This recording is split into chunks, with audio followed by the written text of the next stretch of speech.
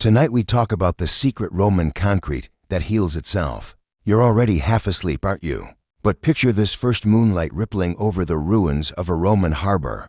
Waves slapping against stone that should have crumbled centuries ago.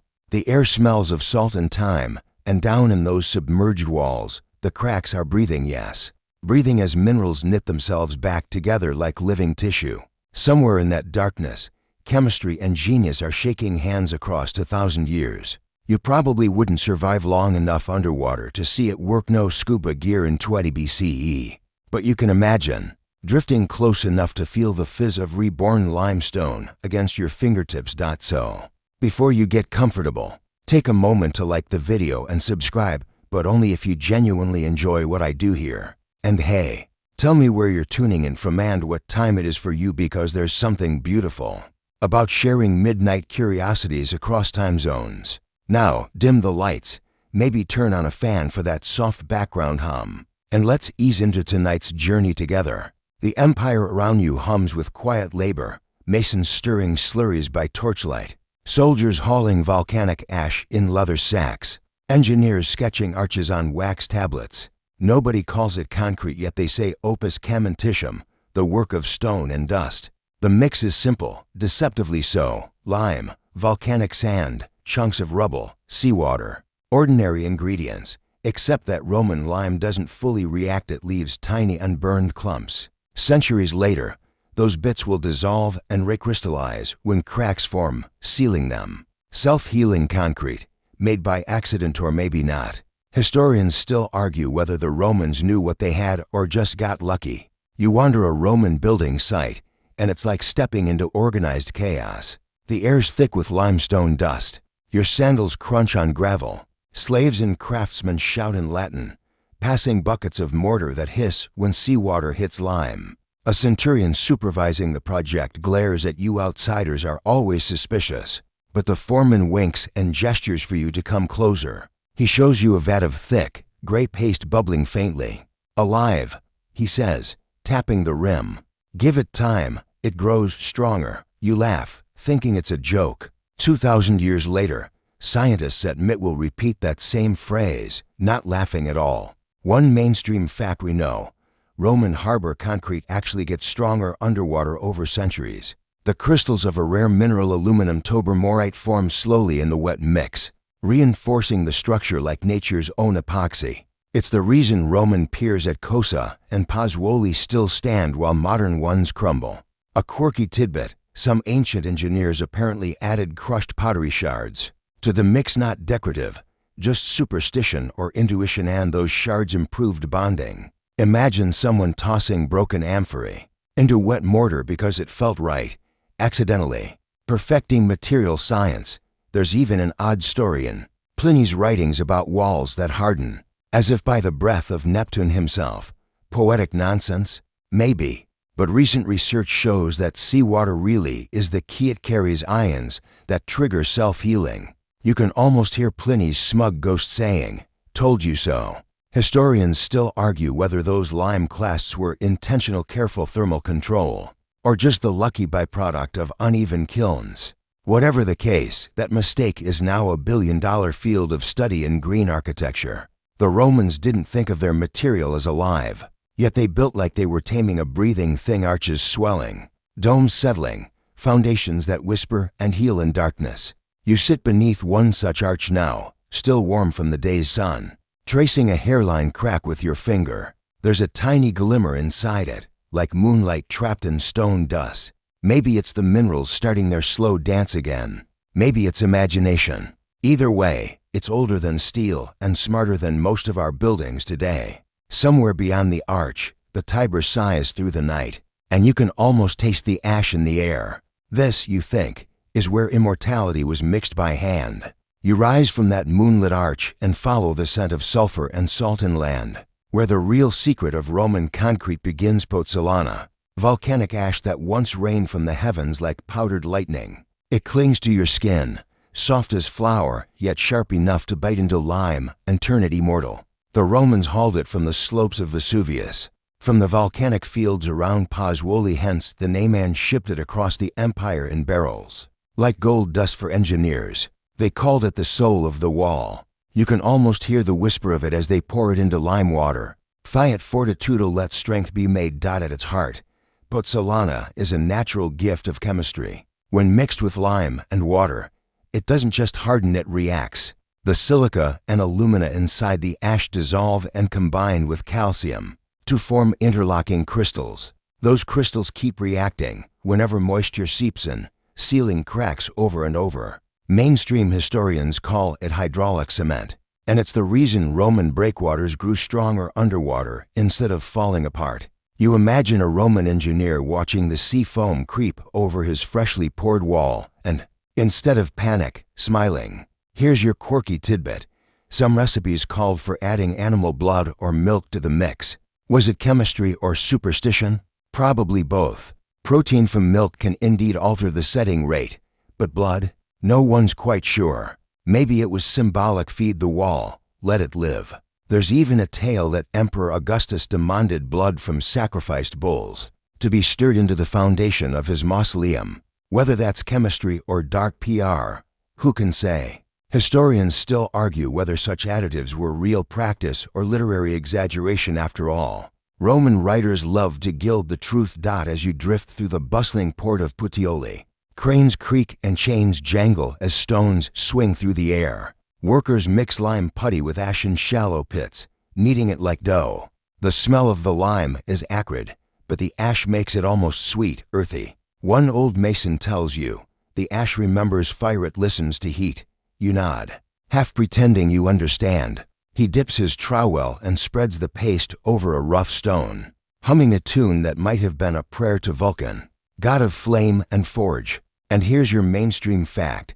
Pozzolana didn't just make concrete, it revolutionized Roman engineering. With it, they could build domes, vaults, and piers that defied gravity. Without it, there would be no Pantheon. The mix's ability to set underwater let them tame coastlines, carve artificial harbors, and anchor empires in stone. Imagine a civilization that sees volcanoes not as destruction, but as supply chains. You can almost picture the Senate's records, ash from the gods ship daily. The chemical poetry of it all still amazes modern scientists. In laboratories today, researchers grind Roman concrete samples finer than dust, examining how ancient ash interacts with calcium hydroxide even after millennia. The microscopic bridges inside it, the aluminum silicate hydrates, still grow. Modern Portland cement, by comparison, is brittle and quick to die. You could call Roman concrete patient. It doesn't harden overnight. It matures like cheese, like wine, like empire, somewhere between superstition and science. The Romans built their mythology into their materials. You walk along a half-finished aqueduct, hearing the rhythmic slosh of water running through newly cured channels. The arches glow pink in the sunset, volcanic dust suspended in air like divine glitter. Someone jokes that if the ash is sacred, the builders are priests. You laugh, but deep down, you believe it. Historians still debate whether Rome's engineers truly understood why their mixture lasted, or if centuries of success simply made faith and physics indistinguishable. Maybe they didn't need the math. They just knew that when fire met stone and ash met lime, something godlike happened. And tonight, as the stars flicker above the still-standing ruins of Pozzuoli's harbor, it's hard not to agree. You leave the volcanic coast behind and follow the sound of dripping water into a cavern. Beneath the city, a laboratory before laboratories existed. It's here, under flickering lamplight, that the chemistry of Roman concrete begins its secret afterlife. The walls sweat salt. Every drop of moisture seems to hum with purpose. You kneel, watching a crack in the floor widen just slightly, only to stop as if it has thought better of it. Inside the crack, invisible to your tired eyes, minerals are waking up. What actually happens is a kind of alchemy that would have thrilled any Roman priest of Vulcan. The moment a fissure opens and water slips in, the unreacted lime clasts from the mix. Those chalky white nodules the masons left behind begin to dissolve. They release calcium ions, which mingle with the silica from the volcanic ash, forming a gel that hardens into calcium carbonate or, more rarely, a crystalline compound called aluminum tobermorite. In modern labs, scientists identify these minerals under electron microscopes, tracing the delicate bridges between grains. The concrete isn't just holding together, it's healing. Mainstream fact, tests at MIT and the University of Utah confirm that Roman concrete can literally reseal itself when fractured. Add water, wait a few weeks, and the material scars over like living tissue. It's the ultimate long-game strategy, slow chemistry doing quiet miracles. The Romans may not have had microscopes, but they had patience.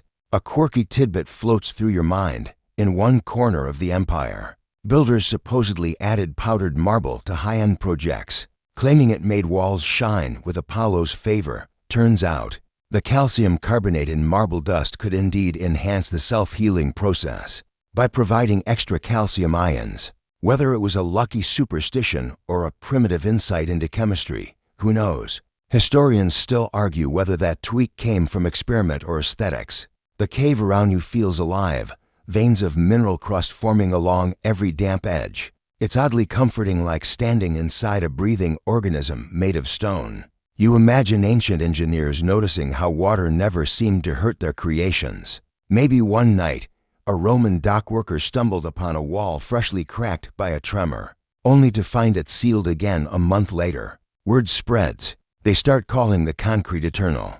Maybe they whisper that the gods had imbued it with self-mending power, and honestly, who could blame them? You run your hand along the surface of an ancient core sample, cold and faintly gritty. It smells faintly metallic, like old coins. Modern researchers, breaking these cores open, often find zones where the chemistry shifts, tiny geologic landscapes formed inside a man-made wall.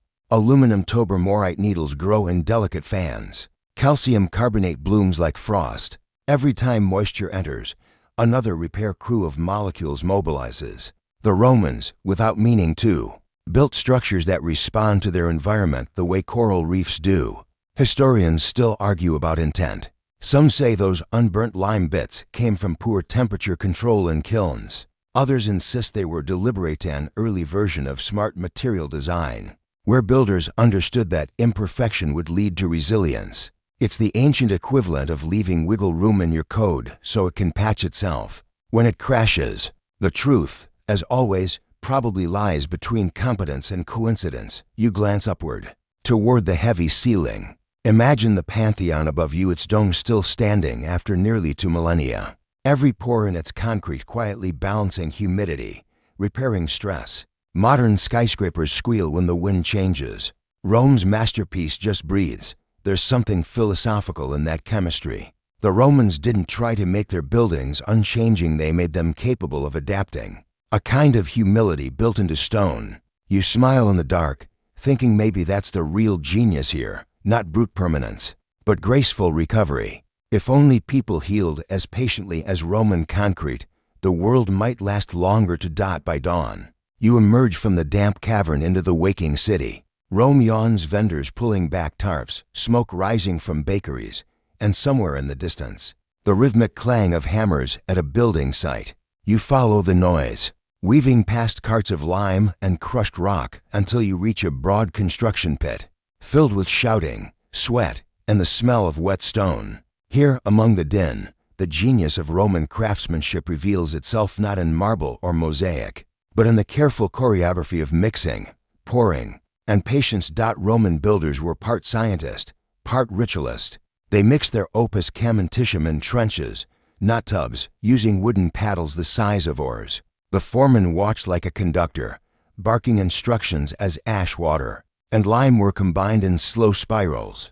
No rush, he'd say, let the mixture think. The ratio mattered, about 3 parts pozzolana to 1 part lime, though every region tweaked it. Aggregates, broken pottery, bricks, even shards of old idols were stirred in to make the mass denser. When the mix thickened, slaves carried it in baskets to where arches and vaults were waiting to be born. One mainstream fact, Romans didn't pour concrete into empty molds like we do, they built around it. Layers of stone facing, often made of tougher travertine, were set up like a cake mold, and the concrete was packed between them by hand, tamped down with poles. This technique gave structures a distinctive rhythm, solid yet breathing, with tiny voids that let moisture pass rather than crack the walls. It's why ancient Roman foundations can still drain water instead of trapping it. A quirky tidbit you overhear. Some builders lit the mortar to test it. If it burned the tongue, the lime was too fresh. If it tasted earthy, it was ready. One even jokes that good mortar should taste like Athena's sweat, which, given the humidity, probably wasn't far off. You chuckle and step aside as a team hauls in large stones for aggregate. Their hands chalk white from lime dust.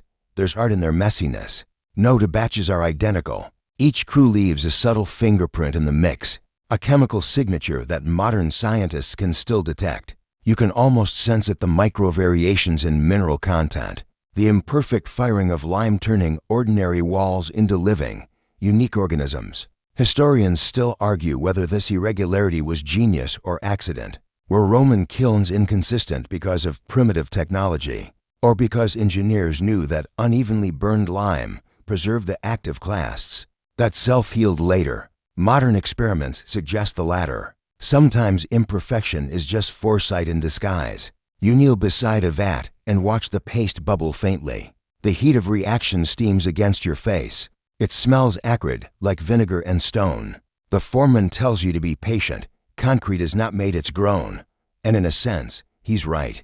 The mixture continues to harden for months, even years, gaining strength as moisture percolates through it. Rome's builders thought in decades, not deadlines. And while the masons worked by feel, Roman architects worked by geometry. They aligned the forms so that stress would flow like water arches, channeling weight down to piers, vaults distributing pressure through a perfect curve. The material wasn't just strong, it was guided. Like a river, it needed banks. That's why so many Roman structures still stand, because they were shaped for endurance, not defiance. A modern engineer would note the genius of redundancy. Every wall could fail a little and still survive.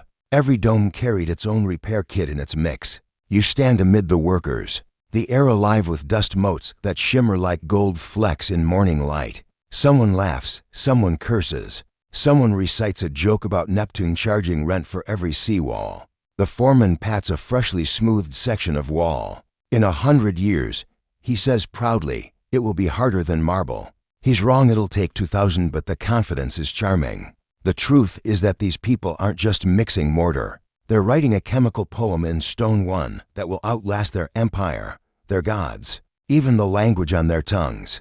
The sun climbs higher, turning Rome's dust into a haze of gold. You leave the worksite and wander through the empire's masterpieces, each one a living fossil of that self-healing magic. First stop, the Pantheon. Its dome, that impossible hemisphere, feels like it's hanging from the sky itself. You walk inside, and the air changes cooler, reverent. The oculus above beams sunlight in a perfect circle onto the marble floor. 2,000 years, and not a single reinforced steel bar holds this thing up. Just volcanic ash, lime, and time. Here's the mainstream fact. The Pantheon's dome is the world's largest unreinforced concrete dome, and it's still the record holder. Modern builders have tried to replicate it with computers and cranes, but the Romans did it by intuition. They even graded the mixture by weight. Heavier volcanic basalt near the base, lighter pumice toward the top, like sculpting gravity itself. Historians still argue whether they understood the full physics or just felt it in their bones. Either way, it worked. Your sandals click softly as you circle the interior. You can see faint fissures tracing across the surface, but none have grown dangerous. The concrete heals, quietly. In 2023, scientists took tiny samples from ancient Roman monuments, including the Pantheon, and confirmed that water infiltrates microscopic cracks and reactivates unspent lime. It's the material's way of saying, don't worry, I've got this. You step back into the sunlight and journey south to the coast, where Roman ports still whisper beneath the waves. At Baiae, now mostly underwater, you can see, through the glass of a tour boat, massive concrete breakwaters carpeted with seaweed, but still perfectly intact. Divers report that the submerged structures continue to strengthen even today. The seawater, instead of corroding them, feeds the crystallization of rare minerals like aluminum, tobermorite, and philipsite. That's not legend. It's lab-confirmed reality. There's a quirky tidbit the divers love to tell. Some spots in those ancient harbors still smell faintly like wet ash when shipped a scent trap for 2 millennia. One researcher joked that it's the perfume of eternity. Another, more serious, suggested that the smell might come from active chemical processes still happening inside. Imagine that your wall's still exhaling after 2,000 years. A fisherman nearby tells you how locals used to believe the submerged ruins were cursed. They grow, he says, eyes wide. Every time we dive, they seem thicker. Maybe it's just marine incrustation, or maybe the concrete is still healing. Historians still argue whether the Romans realized seawater would activate such reactions. The poet Pliny credited Neptune, of course, not chemistry, but perhaps divine metaphors were their way of acknowledging complexity they couldn't measure. From Baiae, you head north along the coast to Pozzuoli, where the Serapeum's towering columns rise from a sunken plaza. Their bases are etched with bands left by muscles, proof that the ground has risen and fallen over centuries. And yet, the concrete still holds. You run your hand over the surface, feeling the gritty texture of ancient pozzolana embedded like tiny stars in gray stone. Each particle carries a whisper from the volcano that birthed it.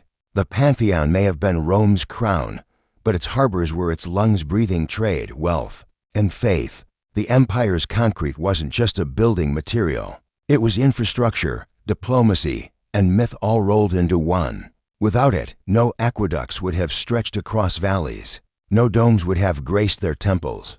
No empire would have lasted long enough to leave us its ghosts. A final eccentric note: some modern engineers testing Roman concrete under microscopes claim to see filaments that look organic, thread-like structures, forming through mineral interaction. They aren't alive, but they behave like veins, distributing minerals where needed. When you hear that, you can't help thinking the Romans accidentally built living architecture as slow-breathing civilization of stone. You sit on a crumbling seawall as twilight spills over the horizon. Waves lap against the old Roman concrete, their foam glowing faintly in the moonlight. You imagine molecules shuffling, rearranging, knitting together fractures beneath your feet. Somewhere deep in the wall, the old mix is still remembering how to heal. You stay by the sea until dawn, watching the surf turn pale silver under the first light. The Roman breakwaters are still there, ghostly silhouettes beneath the surface, but the men who made them are long gone. Time, as it turns out, is kind to the concrete but ruthless to memory. You turn inland again, tracing the old roads toward the Middle Ages, following the trail of a secret that somehow slipped through humanity's fingers. When the Western Empire fell in the 5th century, its engineers scattered, its quarries closed, and its recipes, those brilliant ratios of ash and lime, were forgotten. The art of opus caementitium faded like a dream upon waking. Builders of later centuries still used lime mortars, of course, but they lost the volcanic component, the pozzolana, that made it immortal. By the time medieval masons were stacking stones for cathedrals, Roman concrete was a rumor. They carved beauty from rock, yes, but the knowledge of how to grow stone was gone. Mainstream historians say the fall of Roman infrastructure, trade routes disrupted, pozzolana sources cut off, killed the craft. Without access to the volcanic fields around Naples, builders couldn't replicate the chemistry. But there's another layer to the story. Rome's collapse wasn't just political. It was cultural. The mindset that believed materials could live, breathe, and evolve gave way to one obsessed with permanence and hierarchy. Concrete, flexible and alive, didn't fit that new theology of control. A quirky survival tale. Though, in the Byzantine East, a few masons in Constantinople supposedly kept scraps of the old knowledge. They used volcanic ash from the island of Thera to build sea walls and cisterns that still survive under Istanbul today. It's said that Emperor Justinian ordered one such wall rebuilt 3 times. Because the first 2 lacked the strength of the ancients, on the 3rd attempt, a Greek engineer added a handful of sacred dust from Italy, almost certainly pozzolana. The wall held. Whether that's legend or faint memory, historians still argue. You can imagine medieval scholars poring over ancient texts, Vitruvius de Architectura, half translated, half misunderstood, trying to decode what ash that hardens underwater could mean. Some alchemists even searched for magical ingredients: dragon bones, phoenix ashes, powdered coral. They were so close to rediscovering chemistry, but kept getting distracted by myth. There's a kind of tragic poetry in that. By the Renaissance, people were walking through the ruins of Rome in awe. not realizing the secret was right beneath their sandals. Artists copied the domes, engineers copied the arches, but the recipe stayed mute. Even Michelangelo, when designing St. Peter's, marveled at the Pantheon, but couldn't replicate its entrance. They had a genius we no longer possess, he reportedly sighed. He wasn't wrong, he just didn't know it was volcanic ash chemistry, not divine blessing. Modern scientists point to a few reasons the secret slipped away. The empire's lime kilns, once standardized, fell into disrepair. Regional limes varied in purity, throwing off reactions. And pozzolana isn't just any ash, it's specific to certain volcanoes with a perfect balance of silica and alumina. Lose the source, lose the magic. Yet the fascination never vanished completely. In monasteries and port cities, whispers persisted about cement that grows. Medieval masons experimented with ground brick dust coccia pesto in their mortars. It wasn't quite Roman concrete, but it hinted at memory. You picture one weary craftsman somewhere in Amalfi stirring powdered tile into his mix and muttering, the old way was stronger. Maybe he was right. Maybe he was the last flicker of the flame. Historians still debate the exact timeline of loss. Was it gradual neglect or deliberate abandonment? Did early medieval builders deem it pagan science and choose not to revive it? Or was it simply that no one had time to care when survival itself was crumbling? Whatever the reason, by the year 1000, the world had moved on. Stone replaced chemistry. Mortar replaced miracle. You stand now in a ruined bathhouse. Its once glorious walls half swallowed by ivy. The concrete beneath the moss still feels hard as bone. The knowledge may have died, but the material endures, mocking every collapse that followed. The empire fell, but the mix kept healing itself, generation after generation, beneath the soil. Maybe the real loss wasn't the formula, it was the patience to believe in something that mends itself slowly, invisibly, over time. You find yourself in a modern laboratory now, sterile white walls replacing Roman dust. Microscopes glowing where oil lamps once burned. 2 millennia have passed, yet the story circles back. Scientists in lab coats lean over fragments of ancient seawalls, slicing them thinner than paper. The hum of machines replaces the chants of masons, but the fascination is the same. How did this forgotten concrete heal itself?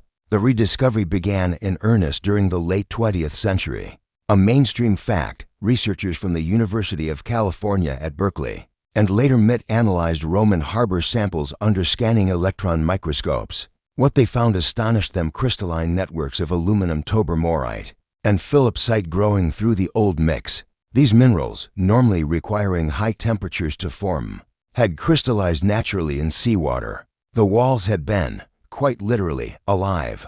The Roman recipe, once dismissed as primitive, turned out to be more sophisticated than modern Portland cement. You imagine the researchers squinting into their lenses, one muttering, they accidentally invented the future, except accidentally doesn't quite fit. Modern experiments show that those unreacted lime clasts once thought to be mistakes are crucial. When water enters a crack, the lime dissolves, reprecipitating as calcium carbonate and sealing it shut. In 2023, a team replicated the process using a revived Roman-style mix and watched the fissures close. Within weeks, 2,000 years later, the concrete still teaches class. A quirky fringe idea floats through the field. Some claim the Romans deliberately coated the material, designing it to evolve. One theorist even likened it to early biotechnology, a system that self-regulates using water as a messenger. That's romantic science, sure, but not impossible. The ancients didn't need to understand atomic structures to harness their behavior. They worked empirically, through centuries of refinement, until the material behaved almost like an organism. Historians still argue whether that refinement was conscious innovation or lucky iteration guided by divine storytelling. You picture one modern scientist holding a chunk of ancient pier, whispering, "You're still alive, aren't you?" The concrete, in its silence, seems to agree. The lab smells faintly of ozone and limestone dust, an oddly familiar scent. After all those Roman scenes, you think about how empires rise, collapse, and yet somehow, knowledge sleeps in stone until someone listens again. As experiments spread, so do possibilities. In Switzerland, Engineers test self-healing concretes using bacteria that produce limestone. In Singapore, nanotech researchers design microcapsules that burst when cracks form, mimicking what Roman lime clasts already do naturally. In the US, some bridge projects even mix volcanic ash to reduce carbon emissions. The irony? After all our innovation, we've returned to volcano dust and lime exactly where Rome started. Here's a mainstream success story. In 2023, a Roman-inspired concrete developed by MIT and Harvard engineers proved 10 times more durable than modern mixes and absorbed CO as it cured. They called it reactive calcium looping. It's the same principle the Romans used unknowingly, imperfection as endurance, and yet, modern builders remain hesitant. Roman concrete is slow, stubborn, and variable, 3 words investors hate. It takes months to mature, not days. It's hard to standardize, hard to patent. Historians still argue whether our fast-paced world can ever embrace a material that heals on geological time. Maybe we've forgotten how to wait. Still, the mood in the lab is hopeful. On one monitor, a time-lapse shows a fracture sealing itself, crystals blooming like frost over the gap. Watching it feels almost emotional, like seeing history exhale. The scientist turns to you and grins. They built things to last. We build things to last the quarter. You laugh softly, feeling the weight of the statement. Maybe the future isn't about reinventing concrete, but remembering that endurance isn't just strength, but flexibility, chemistry, and patience. The Romans knew that materials fail and mend just like people. If our skyscrapers could learn to heal instead of crumble, maybe cities would too. You step outside into the modern world again, traffic roaring, glass towers glaring, and can't help noticing how fragile everything looks. So much shine, so little faith in time. But somewhere beneath the asphalt, pieces of ancient Roman harbor still hum, still healing, still whispering the slow gospel of endurance. You wander from the lab into a construction site, modern this time, where cranes swing steel beams. Through the haze of dust, the smell of diesel replaces the tang of lime, and the sound of jackhammers beats like thunder. A worker waves you away from a pit of wet Portland cement, gray and lifeless in comparison to the vibrant, bubbling Roman mix you remember. It's efficient, cheap, and strong, but dead. You crouch near the edge, watching cracks already form as it begins to set. The irony stings. Here's the mainstream fact. Portland cement, the cornerstone of modern construction, emits nearly 8% of global CO. Every ton produced releases nearly a ton of carbon dioxide, an empire of emissions, rising with each skyscraper. Roman concrete, by contrast, used less lime, lower firing temperatures, and volcanic ash that absorbed CO over centuries. Their monuments are, in a sense, carbon-negative temples. Ours are carbon bombs. Historians still argue whether we truly surpassed the Romans or just traded endurance for speed. The Romans mixed for longevity. We mix for deadlines. Modern concrete cures fast but dies young, while theirs aged like a fine wine, toughening underwater, shrugging off centuries of waves. You run your fingers through the chalky slurry before you, feeling no spark, no aliveness, just chemical obedience. A quirky anecdote from the modern world. In 2016, a group of Italian scientists proposed using Roman-style pozzolanic concrete for nuclear waste storage. The reasoning? It heals itself. When critics mocked it as ancient superstition, the prototypes outperformed modern mixes in long-term stability. There's a poetic symmetry there, ancient Rome saving the future from its own fallout. You stroll along a street of glass facades and steel ribs, each building glowing under floodlights. They're beautiful, yes, but transient. The average modern structure has a design life of 50 to 100 years. Roman bridges, domes, and aqueducts are already 20 times that and still operational. Maybe the difference isn't technology, it's philosophy. Rome built with a mindset of forever, not until next fiscal year. In a modern lab report, you once read that the Pantheon's dome exhibits microcracks, yet none compromise integrity. The document sounded puzzled, almost embarrassed, as if the material had defied expectation. It did. Because Roman concrete isn't a static material, it's dynamic. It reacts, transforms, survives. Ours resists until it breaks. Theirs bends until it mends. You sit on a steel girder and look across the cityscape. Concrete freeways stretch like veins. Bridges rise and fall, repaired again and again. Billions are spent patching what could have been prevented if we'd remembered the Roman recipe. But it's not just nostalgia. It's chemistry married to patience, faith in time's collaboration. Imagine if every crack in a modern bridge sparked a quiet chemical repair. Not a budget crisis. A quirky fringe theory circulates among sustainability nerds. Some claim that if we switched global cement production to Roman-style blends, we could have construction emissions and extend lifespans tenfold. Others dismiss it as impractical romanticism, but Solana sources are limited. They say, and the slow curing is bad for business. Historians still argue whether that's true or just another excuse for convenience. You pick up a chunk of Portland concrete and hold it next to a fragment of Roman harbor wall you've carried since. Section 5. The difference is uncanny. One is dull, brittle, chalk gray. The other sparkles faintly under streetlight, flecked with crystals. You tap them together. The modern piece cracks. The Roman one doesn't. It's not magic, it's chemistry, humility, and the gift of time. Even so, there's hope. Some startups are reviving the old ways, mixing volcanic ash, recycled glass, or even crushed basalt into low-carbon concretes. Others study biocements grown by microbes, an echo of the self-healing instinct. You smile, thinking maybe progress doesn't move forward in a straight line, it loops, like Roman mortar rediscovering itself after every fracture. As night settles, you rest your back against a column of modern stone and whisper to the skyline. We've built so much, but how much will last? Somewhere deep in the earth, an ancient Roman seawall is still answering, grain by grain, molecule by molecule, softly mending what time tries to undo.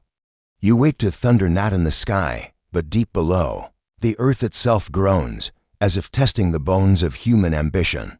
Cracks split through ancient and modern alike, Roman pier and glass tower trembling in chorus. You hurry to the shoreline, where storm waves crash against the old harbor wall. Lightning flares, illuminating that mottled gray surface, pitted by time, yet still holding firm. The sea, furious as ever, claws at its edges. But each blow is answered with quiet resistance, the kind born from centuries of adaptation. The mainstream fact here is one you can see with your own eyes. Many Roman marine structures, particularly those in Pozzuoli and Ostia, remain solid after nearly 2,000 years of saltwater assault. Scientists still marvel that their submerged concrete doesn't weaken, it strengthens. The waves feed it trace minerals that weave new crystals in the pores. The ocean attacks, but the concrete eats the attack and grows stronger. Imagine if heartbreak worked like that. Historians still argue whether this seawater synergy was deliberate. Did Roman engineers realize that their recipe thrived under duress? Or did they simply get lucky with the chemistry of Campanian ash? Some letters from Pliny the Elder hint they knew. The phrase "it hardens beneath the waves" carries pride, not surprise. Either way, they built an alliance with nature rather than a war against it. You can't help but feel that something modern civilization has forgotten. A quirky, almost unbelievable tidbit drifts through your mind. Certain researchers in the 1980s, studying Roman breakwaters, reported faint microbial colonies thriving inside the pores. The idea that bacteria could find a niche there led to modern bioconcrete, where living spores repair cracks. The Romans, of course, didn't culture microbes, but they made habitats for them by accident. Life finds a way, even in mortar. You lean close to the wall, watching rainwater seep into the cracks. Minutes pass, the storm rages, and yet, when you touch the same spot again, it feels firmer. You could almost swear the concrete sighs in relief. This is its heartbeat, slow, mineral, eternal. It doesn't resist decay. It metabolizes it. That's the secret humanity keeps missing. Strength doesn't mean avoiding damage. It means learning from it. You step back and look inland, where the new skyline quivers. Cranes sway. A bridge tilts, concrete shedding flakes into the river. Somewhere, an engineer curses. Another round of maintenance begins. You feel the absurdity of it all, our buildings growing weaker as we grow smarter. We patch and pour, but we never listen. The Romans listened. They watched stone talk to water, ash to air, and took notes that lasted millennia. A lightning flash reveals for just a moment, a juxtaposition that steals your breath. The Roman harbor and a glass office tower, reflected together in the flooded street. Two eras facing each other. The ancient one, patient and porous. The modern one, sleek and sealed. One breathes, the other suffocates. The storm begins to fade, and with it, the modern skyline dims. But the Roman wall still glistens alive under the moonlight. You crouch beside it, feeling the granules under your palm. Maybe this isn't just about material science. Maybe it's about worldview. Rome built things to outlast them, knowing they'd vanish first. We build things to impress ourselves while we're still around. Historians still argue whether we can ever truly return to that mindset. Some say humanity's pace won't allow it. Others think our survival might depend on it. You suspect they're both right. A civilization's strength is measured not by how long it avoids cracking, but by how beautifully it heals. You stand, the storm spent, and look across the black water. Somewhere, beneath the waves, ancient walls are knitting themselves together again, slow and silent. The chemistry of endurance whispering through the dark. You smile, whisper back, "Teach us, old Rome, we're listening now." Dawn rises pale and honey soft over the shoreline. The sea has calmed. Even the air feels rinsed clean. You walk along the breakwater, shoes crunching over shards of shell and ancient rubble. The Roman concrete glows faintly gold in the new light, its crystals glinting like hidden embers. You've seen its birth in volcanic fury, its secret chemistry under microscopes, its patient healing in darkness, and now, in this hush after the storm, you see its soul, quiet endurance. A mainstream fact hums in your thoughts. Researchers have dated the Pantheon's dome, concrete, to around 125 CE, meaning it stood for almost 2,000 years without reinforcement.